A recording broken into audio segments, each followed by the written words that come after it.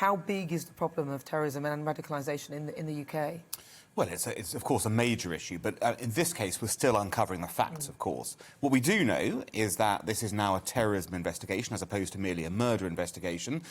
This wasn't necessarily a surprise to anyone who, once the identity of the attacker became, or the alleged attacker became known, because it was obvious that this was going to be a case, given the Somali heritage, it was going to be a case, in that case, of being linked to some extremism potential. So I think everyone understands where this is going. We'll have to wait for it to unfold a bit more. But what it once again shows is that we're not really tackling this subject effectively.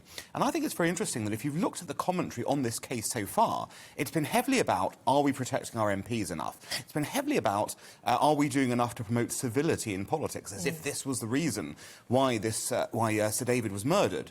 But it's not. Sir David appears to have been murdered in the name of an extremist ideology, most likely radical Islam, and we're not talking about that. And that's part of the problem, I think, with how we tackle this going forwards. But in dealing with that, radical Islam, it's very difficult to kind of tackle that. And how do you get to the source of it? It seems to be like a serpent with lots of different heads. So you might slash one head, but then there's another one coming and there's a different extreme, and it's very fractious. Well, absolutely. And here's where you get into the nitty-gritty of policy. It seems to me over the last 5 years, and I think it's interesting that you can date this almost back to the last murder of an MP by an extremist, which is, of course, Joe Cox, who was murdered by a far right-wing extremist, that there's been a move in government to look away from, say, radical Islam and instead focus on far right-wing terrorism. Constantly we're hearing far right-wing extremism, etc., is the biggest threat to this country. That's what we do here. We're hearing that constantly, despite the fact the stats do not show that. If you look at the people under surveillance in this country, it's still radical Muslims who comprise the largest number, but you wouldn't know it, judging by what you've heard over the last few years. Number of plots, etc., have been on that side of the debate. So the first thing we need to do is be honest with the British people about what's going on today, still, when it comes to the threat of terrorism and where that's coming from. Yes, there's a far-right extremist element, but the biggest threat remains radical Islam. And then that takes you in, well, what can we do about it? Now, if you think about it, the end point of this, the actual act of terrorism, is not where you want to be tackling this. You want to be starting at the supply side, basically, i.e., how do we go back to first principles and how do we stop this ideology from spreading?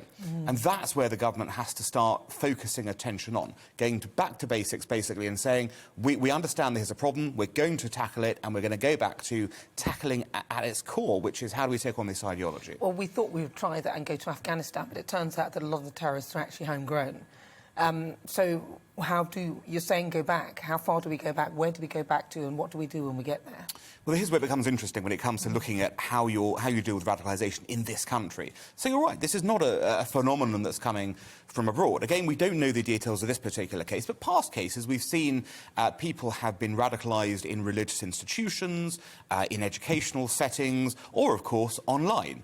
And particularly, you know, if you think about it, the last 2 years, there's largely been a virtual existence for many people.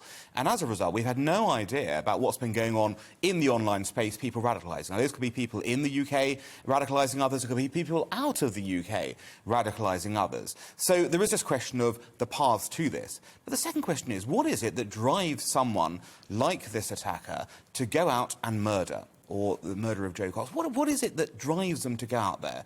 There's something that's made them angry about something in our society, if you like. They want to overturn that in some way, shape or form. So we have to go back into the root causes of why this is happening. And what is it about the ideology they are subscribing to that makes them think, I can go and kill in the name of a cause or in the name of God, as far as I think it's the appropriate phrase. So we've got to go back to that, understand the ideology and start to break down the integration issues that are clearly failing with people like this. But it seems like a very long-winded approach. I hear you. But, you know, when you have people like that sort of knocking about, it's going to be pretty difficult to stop this, isn't it? Isn't it nigh on impossible? So is it not a good idea to start looking at how we can protect ourselves from this? Well, no, that's entirely the wrong approach. You don't think so? I don't think so. I mean, obviously you have to look at protection issues, but that's the wrong way to look at it. If you're saying, basically, we're not going to try and change you... But we should try and change it, living in this country, I want to make clear. Here's where we have to look at this in a different way. I don't think you've got any ability to influence what might be happening abroad in this area. And certainly you have no ability, for example, in a case of radical Islam, you've got no ability to either opine or to make judgments on Islam. So you get people all the time saying, this is not an authentic version of Islam. Islam. Well, I'm sorry, people have got no ability to say that unless they happen to be Muslims and unless they can quote scripture in a scriptural battle against this, because it's not for non-Muslims to make that assessment, basically. It's for Muslims to debate and discuss. And we can't, as non-Muslims, we cannot, even the British state, cannot enforce what version of Islam we like. What we can do, though, is go into communities and make sure that those who are preaching extremist versions of a religion are not allowed to spread that openly, publicly, or even privately. Well, they'll do... But, OK, so they can't do that, and we do try and do that anyway. The police force, there's the prevent strategy, there's loads of different things that we try and do. But are we doing enough? Well, I don't think we are, but the other side of it is then you've got the internet side of it, and as I spoke to Chris Dorr QC, he said that pretty much those tech companies are abroad, so we have no jurisdiction in enforcing anything. So it feels like we are at a loss to actually try and control this. Well, there are actually plenty of things you can do on the online side as well. But let's just focus for 1 second on the examples at home. A few years ago, there was a very significant review, if you like, of integration in this country called the Casey Review. It was done by Dame Louise Casey, and now Baroness Casey, who produced this report looking at what was happening in various cities and towns in the UK when it came to integrating people. And she discovered shocking results. She found that in certain cases, in various ghettoised areas, 75% of the inhabitants thought they were living in a Muslim country. That's Britain, by the way, not elsewhere. Really? You go back and look at it, wow. the Casey Review. Wow. So, and she put forward a number of examples for how we can go into communities and start bringing back British values and British sort of ways of existence into these places. Recently, Ed Hussein wrote a book about what he had seen going around various Muslim communities in the UK where he found wide-scale, what he would term extremism, occurring in British Muslim communities. Well, this would be almost like, I mean, Trevor Phillips had that whole thing about multiculturalism. Yes, it doesn't absolutely. seem to be working. And I would agree with him. It's not working because different communities come together, but then they stay within their communities, and it almost becomes ghettoised in a sense that they are small communities and elements can be in poverty, but they are isolated from the main environment. That's exactly. The isolation factor is what both Ed Hussein and Dame Louise Casey put out here. Of course, this is not to say for a moment that there is a uniquely Muslim problem. You have other examples in this sort of way, and nor will you be saying that most Muslims are like this. But clearly there is a specific problem here of radicalisation in Muslim communities that lends itself, in the end, to violent attacks in a way that doesn't happen with other religions. So there is something there that we need to understand and we need to look at. And part of that has to be with what you just said about isolation and a lack of integration.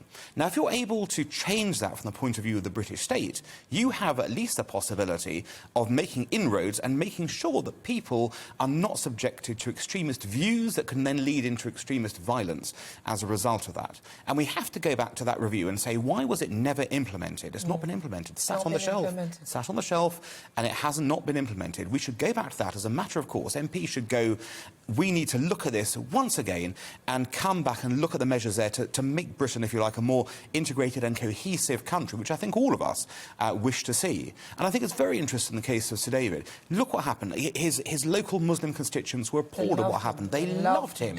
They saw that he was a supporter of all their causes in that way. But that didn't stop him, seemingly being mown down, if you like, by... Well, this person came from a different area, though, didn't they? Exactly. But it's not, but this, the view, Sir David would have been liked by many Muslims across the UK in this sort of way, given what he had done. So this is not about a particular community. It is about extreme versions of religion and people coming forward to attack. Now, you mentioned online. There are things you can do. For example, Germany has enforced a policy where it does not allow Holocaust denial on online platforms in Germany. Now, you can ask, well, the companies aren't German. How do they do that? They simply have an agreement. They say to them, if you don't abide by this, we will shut you down and we will stop you. Because I know Australia did something to Facebook and Facebook weren't happy about it. Correct. But as they paid up, yes. If countries work as a mass and hunt as a pack, then we could get some changes online. That's a key thing. So, if we do it on our own, we're going to end up sort of, not being successful in terms of changing those attitudes. But collectively, and this is clearly a problem that affects many different societies, we do have the power to force and compel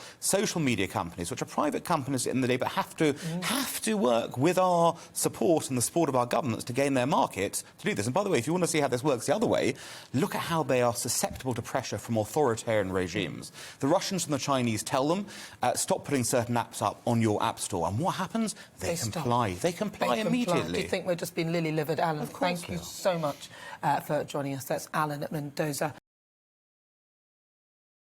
Welcome to the GB News YouTube channel. You can watch us live 24 hours a day, catch up on your favourite shows and join in the conversation in the comments below.